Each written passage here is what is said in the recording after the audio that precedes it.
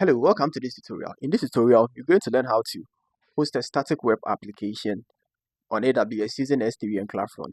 The purpose of this tutorial is to show you how you're going to do that using infrastructure as code.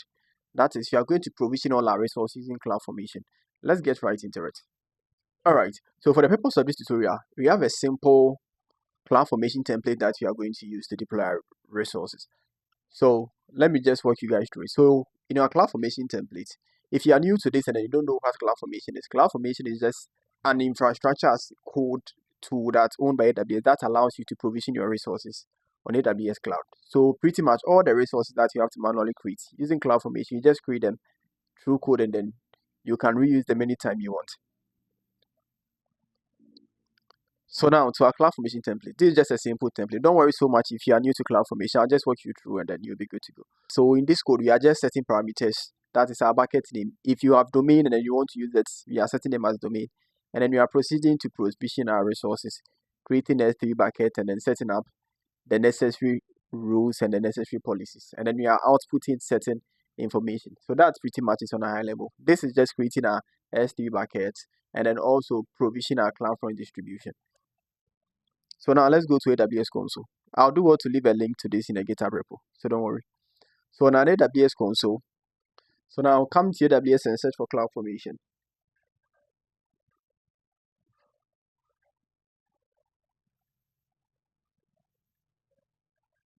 So here I'm going to create a new stack. And then I'll select upload a template. Since we have the template, I'll make provisions to this on a GitHub repo. I'm going to select the file.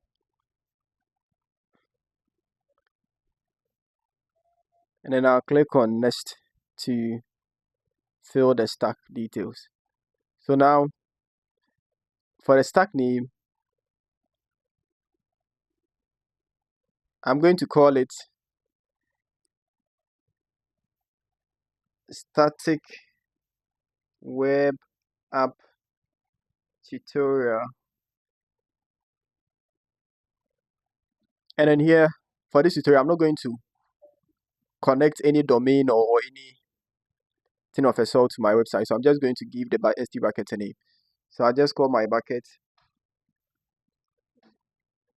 Let me copy the same name for my bucket. Then let me add some random numbers to it so that it will be unique.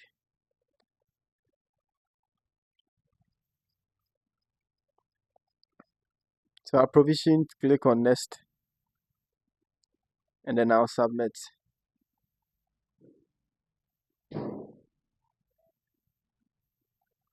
Alright, so this will take a few minutes.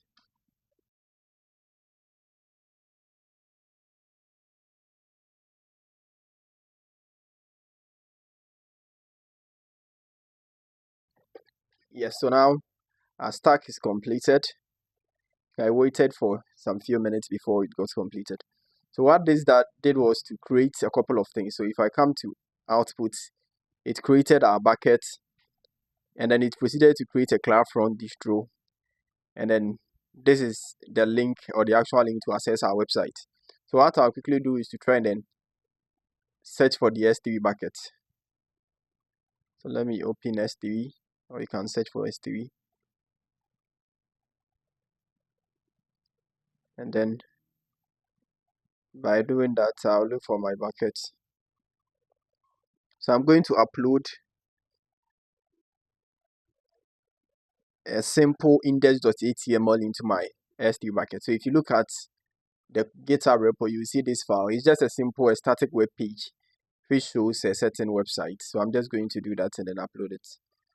So I have this on my local. I'm going to quickly drag and drop. Good.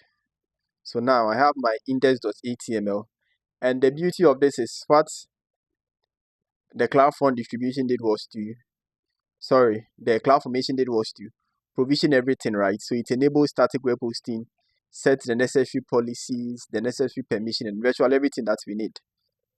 So yeah, I'll just now come to CloudFormation and then I'll click on my website URL to see what I get. So there I have it. So this is the simple static web page. So this is how you can quickly deploy and host your static web application into S3. So no matter what you are doing, just use this template, CloudFormation template, create it, and then it will deploy the S3 buckets and all the necessary resources required for you. If I come to CloudFront,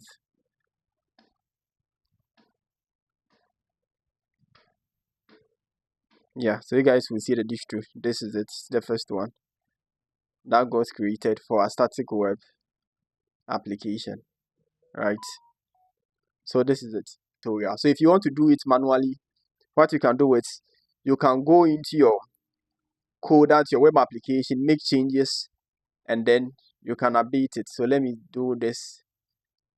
Change this one to Kobina, and then let me come look for some parts of my code where it says Kobina, and then let me make it. Yes, save this, and then I'm going to upload it. So here is another catch, right? If you manually do this and then you don't wait to watch the latter part of the video where we set up the automation process, you see that when you make the changes, you will have to manually come in here to update it. So I've updated this file. I'm going to upload it quickly.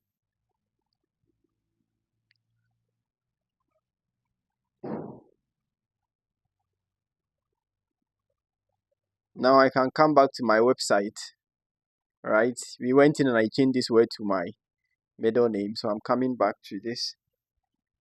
And look at one thing, we can't see the change that I just made. In order for us to do that in CloudFront, what you have to do is CloudFront is pretty much just adding a cache to this so that people don't necessarily have to go into the S3 bucket always to get our website. So in order to do that, or to see the current version of our application, you have to invalidate the cache. So to do that, I come to CloudFront, open my distro, and then invalidate it. To manually do that, I come here. I want to invalidate all the content of my bucket, so I'll just do this and create this.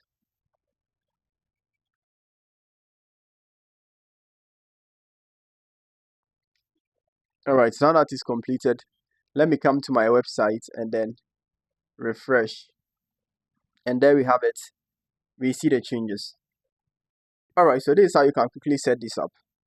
Now, if you are looking on how to automate these whole processes by adding GitHub to it, where when you make the change on your local, you just do a git push or you push it to your Git repo and then it's updated.